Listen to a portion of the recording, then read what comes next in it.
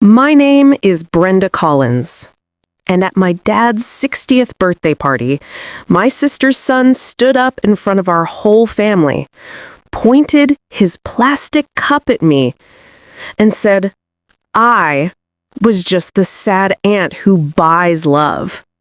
For a second, nobody moved. Then the room exploded into laughter. My sister covered her mouth like she was shocked, but she was laughing the loudest. My parents didn't say a word. A couple of cousins glanced at me, then quickly looked away, like they didn't want to get involved. I just stood there holding a plate of cold chicken, feeling every giggle land on me like it was planned. My nephew kept going. He joked about how I always show up with gifts, how I throw money at everyone because I'm lonely, how I'd never had a family of my own, so I was trying to rent one. Someone actually clapped. Someone else said, he's just being honest. I could have yelled. I could have told them about his apartment, his classes, half the bills I was paying. Instead, I set my plate down, straightened my dress, and walked out of that church hall without saying goodbye. On the drive home, my phone buzzed with messages saying I was too sensitive and couldn't take a joke. I didn't answer any of them. I just kept repeating one thought in my head, over and over. If they really think I'm just the sad aunt who buys love, they're about to find out what happens when I stop buying. Long before anything exploded, my life had already been orbiting around responsibilities no one else wanted to carry. I didn't notice the shift at first. It began slowly, almost quietly, like a draft sneaking under a closed door, until suddenly the whole room felt cold. I grew up in a small Midwestern town where everyone worked hard but rarely had enough to show for it. My parents were practical people, my mom clipping coupons every Sunday morning, my dad fixing things until they fell apart for the last time. Money was always a conversation spoken in half sentences. You learned early to read tension in the room before anyone admitted something was overdue. When I left for college, I thought distance would soften those pressures. I imagined stepping into a life where I didn't have to think about electricity bills or medical deductions. But responsibility doesn't dissolve just because you move to another zip code. It follows you. It grows with you. And when you're the one who makes it out, it sits on your shoulder, waiting for the day it can climb back in. The day my sister had her first son, the same nephew who mocked me at the party, I rushed home with gifts I couldn't afford. Not because they asked, but because I wanted to be the kind of aunt who showed up. Everyone praised my generosity. They loved that I was successful, that I had made it out. But with every compliment came a tiny expectation, a quiet assumption that I could handle just a bit more. And I did. Every time. When someone needed rent money, I helped. When someone's car broke down, I covered it. When my parents needed medicine, I paid for it without hesitation. I told myself I was doing it out of love, but the truth? I was scared of becoming the daughter who didn't give enough. I didn't realize I had slowly become the family's safety net, the one they knew would always catch the fall. And the terrible part? They stopped thanking me. They just expected it. It wasn't one moment that broke me. It was a collection of small ones, little cuts that never healed because I kept pretending they didn't hurt. Like the Christmas, I bought everyone gifts and my sister joked that I was overcompensating. Or the time my cousin asked for money, and when I hesitated for 2 seconds, she whispered to another cousin, "She's changed. She thinks she's better than us now." Or the afternoon when my mom called to say my dad's medication was too expensive this month, and before I could even breathe, she added, You'll cover it, right? It didn't sound like a question. It sounded like an obligation, a bill automatically charged to my existence. But the moment everything finally snapped, that came quietly too. I had taken a week off work, the first real break in years, because I was exhausted, not sleepy, not tired, exhausted. My boss warned me I needed to take care of myself or I was headed toward burnout. So, I booked a cabin for myself, no service, no emails, just trees, silence, and recovery. The night before I left, I texted my family group chat that I was going away and would be offline for a week. Not even a minute later, my phone rang. It was my sister. She didn't say, "How are you feeling?" She didn't say, "Hope you get some rest." She didn't even acknowledge that I had reached a breaking point. Instead, she said, "Before you disappear, can you send me $600? We're short this month." I told her softly that I really needed this week to focus on myself, that I couldn't help right now. Her voice sharpened instantly.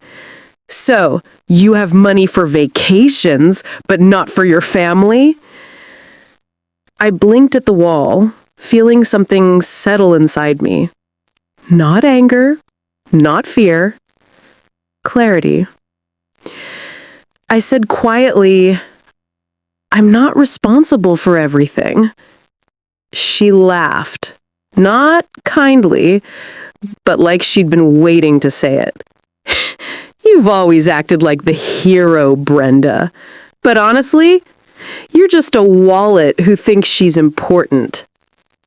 That sentence was the beginning of the end. I didn't yell back. I didn't defend myself. I didn't remind her of the thousands of dollars I'd quietly handed her over the years. I just said, "Okay," and hung up. It was the calmest breakup I've ever had, and it was with my own family. The next morning, I packed my bags, locked my apartment, and drove to the cabin. But the peace I was hoping for didn't arrive. Not that day, not the day after, not even by the third. Because my phone, even on silent, kept lighting up with messages from my family. None of them said, "Are you okay?" or "We're worried about you." Every message was a demand. "When will you be back? Your sister said you refused to help us. We need you to call us. Stop acting dramatic. You're ruining everything." But the one that finally made tears fall, and not from sadness, was from my mom. It said, "If you're not going to help us, then why should we keep supporting you as part of this family?" Supporting me? Supporting me? I stared at that message until the letters blurred. Everything I had done, every bill, every emergency, every sacrifice had become invisible to them. I wasn't a person. I wasn't a daughter. I wasn't a sister. I was a resource? Something they could pull from whenever life demanded it. And the moment I stopped giving, they stopped seeing value in me. I wiped my face, took a long breath, and whispered to myself, "This can't be my life anymore." For the first time in years, the silence in that cabin felt like a friend. I spent the rest of the week thinking about my childhood, my dreams, my failures, my exhaustion. And when I drove home, I knew exactly what I had to do next. Not out of revenge, not out of anger, out of survival. When I got back home, I didn't call anyone. I didn't explain. I didn't apologize. I just opened my laptop and began making a list. Not a list of what I needed to do. A list of everything my family had been taking from me. Rent I paid, bills I covered, hospital fees, school supplies, car repairs, holiday gifts, last-minute emergencies, random loans that were never paid back. And when the list reached $42,718, I sat back in my chair and stared at the number. That was my wake-up call. The amount wasn't the problem. It was what it represented. Every time they needed help, I showed up. Every time I needed help, they vanished. So I made a decision that changed everything. I wasn't going to cut them off. I wasn't going to fight. I wasn't going to explain myself. I was simply going to stop being available. No more instant replies, no more saving the day, no more covering mistakes I didn't make. I called my bank. I canceled every auto payment I had set up for family members. I called my job. I volunteered for extra hours and started focusing on my own career again. I called my therapist, and for the first time ever, I said the words out loud. My family doesn't treat me like a person. The silence after that sentence felt heavier than the words themselves. But saying it gave me permission to finally do something I had never dared to do. Put myself first. The next time my sister texted, "Call me ASAP," I didn't even open the message. When my mom sent a crying emoji and said, "We need to talk," I stared at it for 5 seconds and then put my phone down. It felt wrong at first. It felt unnatural. It felt selfish. But for once, it felt like freedom. For 2 weeks, I didn't reach out to anyone. Not my parents, not my sister, not my cousins.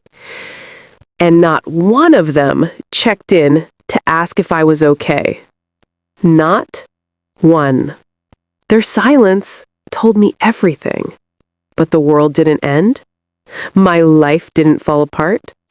The sun still rose every morning. My job still needed me. My apartment was still warm. And somewhere in the middle of that unexpected peace, I started healing. I began cooking for myself again. I slept without waking up to panic texts. I went for walks. I read books. I even laughed. A real laugh. The kind that lifts your ribs instead of crushing them. But on the 15th day, my phone rang. It was my dad. He never called me. Ever. So I answered. His first words weren't, "How are you?" or "We miss you." Instead, he said, "Your sister told us you're refusing to help her. Is that true?" I closed my eyes and let silence stretch between us. Then I said, "Dad, I needed a break. I've been overwhelmed." He sighed, the heavy, disappointed kind. The kind that stings harder than being yelled at. He replied, "Brenda, family is family. We depend on you." And that's when something inside me, something small, something tired, something I had ignored for years, finally spoke up. I said quietly, "You depend on me, but do you support me?" There was silence. Long, cold, uncomfortable. He didn't answer the question. He just said, "You're expected at dinner Sunday." Not an invitation. A command. And then he hung up. I sat there, staring at my phone, feeling like I was 10 years old again, being told what I owed, what I needed to fix, what role I was supposed to play to earn love. But this time, I wasn't that child. I wasn't going to run toward people who only remembered me when they needed something. I wasn't going to show up and pretend everything was fine. I wasn't going to shrink myself to make them comfortable. Sunday came, and I didn't go. When I didn't show up on Sunday, the messages started pouring in. Not concern, not worry, not love. Anger. Pure anger. My mom texted, "You embarrassed us." My sister wrote, "You're selfish. You made everything about you." My aunt said, "You think you're better than us now." Not one person asked me why I didn't come. Not one person wondered if I was struggling. Not one person cared.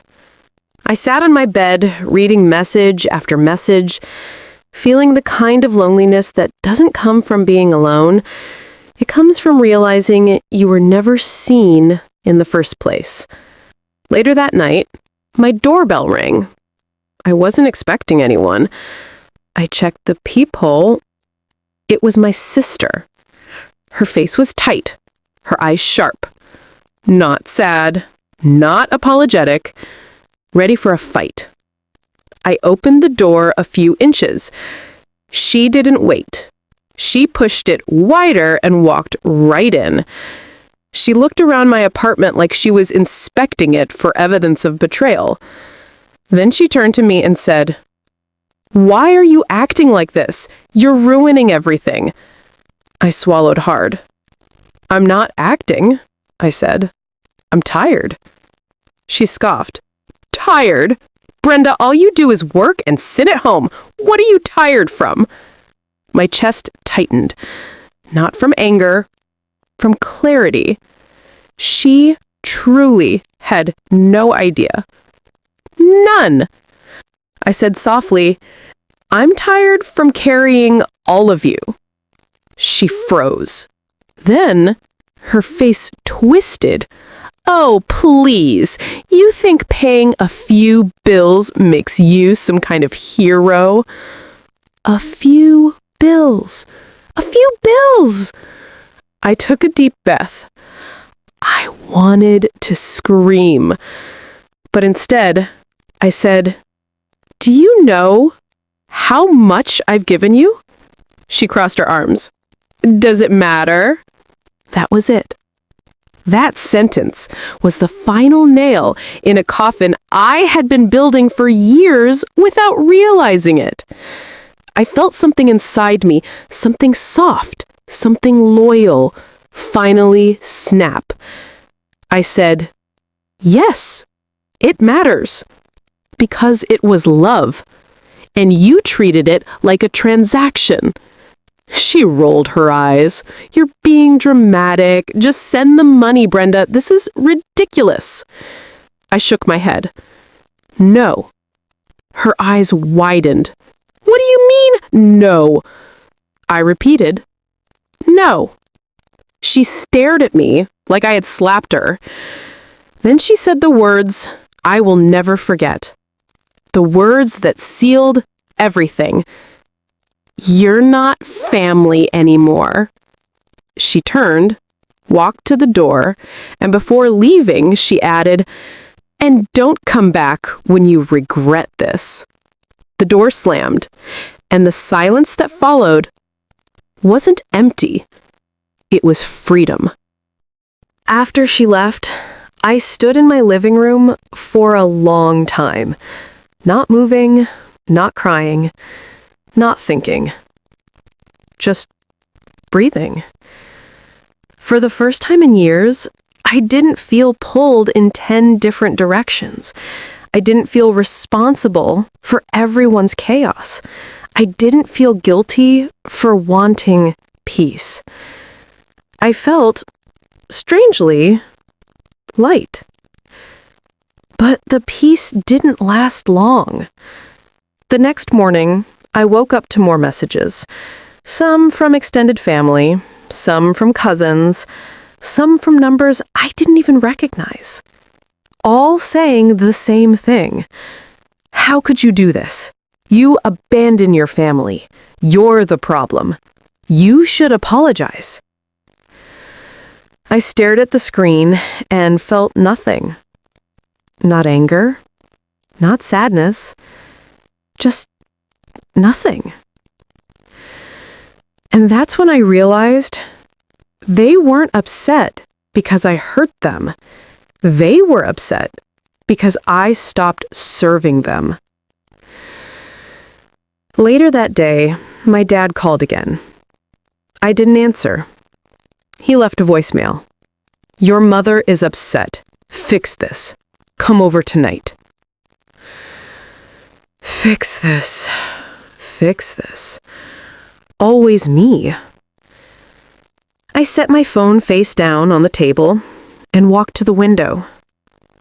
Outside, people were living normal lives, walking dogs, carrying groceries, laughing, existing without drowning in guilt every time they took a breath.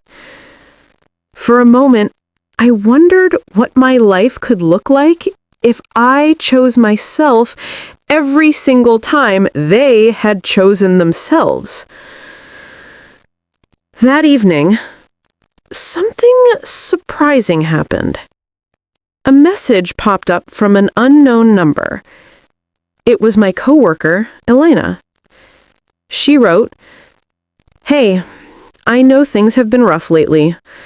If you ever want company or just someone to listen, I'm here." I stared at that message for a full minute because it was the first one in weeks that wasn't demanding anything from me. It was simple. It was kind. It was human. And it broke me open. I sat down on the couch and cried. Not because of my family, but because someone finally saw me without needing something in return. That night, I made a decision. A quiet one, a private one, a powerful one. I wasn't going back. Not to the guilt, not to the manipulation, not to the constant taking. Not to a version of myself that only existed to keep other people comfortable. This time, I was choosing me. The quiet after the brunch ambush didn't last. It never does when people who rely on you realize the leash they've been tugging no longer reaches. The shift began subtly, like a temperature drop before a storm, then surged into something fierce enough to rattle the calm I had carved out for myself. It started the following morning, long before sunrise, when the city was still wrapped in darkness. My phone lit up, again, message after message, stacking themselves like accusations waiting for oxygen. Carla's messages came first, sharp, panic-soaked, angry in every line break. She wrote like someone who believed inconvenience was a form of violence done to her. Then my parents joined in. Their tone wasn't loud. It was disappointed, and somehow that stung in a different way. But the worst messages came from Tyler. Entitled, blaming, explosive.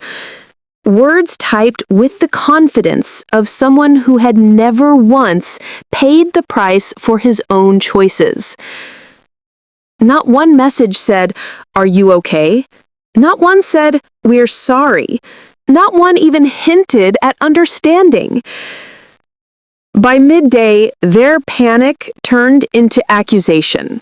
Their fear turned into rage. Their confusion turned into blame. And yet, I didn't react. I didn't explain. I didn't let their storm become my responsibility. That afternoon, I heard Tyler's frustration through a series of missed calls from student offices, advisors, administrative desks, the people who had once spoken to me instead of him. His world was collapsing in real time, and he still believed I would show up at the last second and rescue him. I didn't.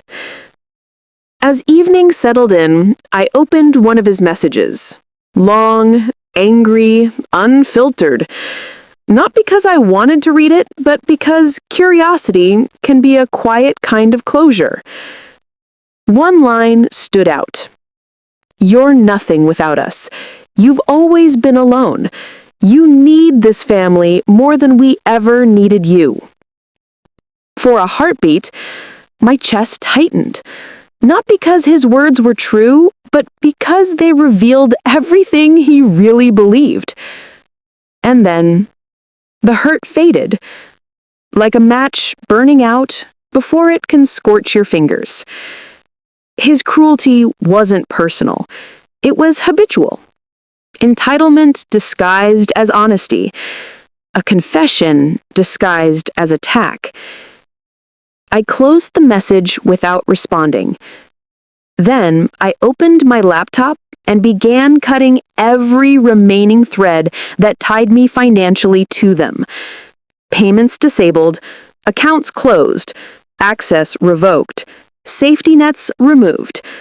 With every click, I felt myself returning to a version of me I hadn't met in years, a woman who didn't bend until she broke. When the final confirmation appeared, I sat back in my chair and exhaled. A long, steady breath I didn't know I'd been holding. I stepped onto my balcony and watched the city move beneath me. Alive, indifferent, free.